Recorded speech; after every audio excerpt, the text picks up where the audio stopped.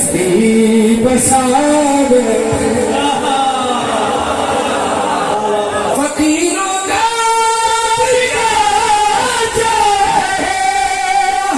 बस्ती बसावे थे अली वाले।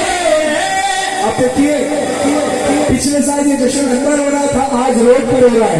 अली वाले बैठे वही जन्नत बना रहे थे।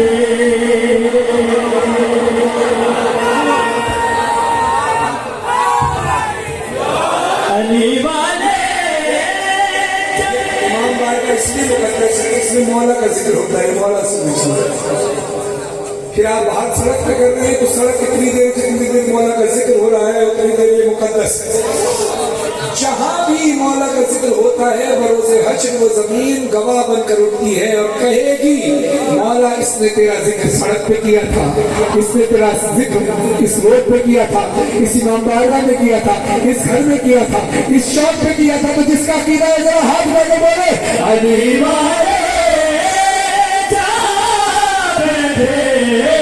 वही जन्नत बना बैठे।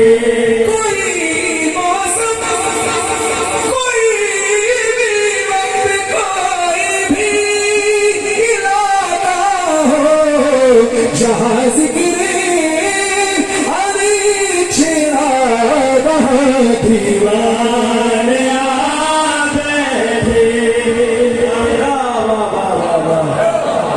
अली वाले जहाँ बैठे वही जन्नत बना बैठे।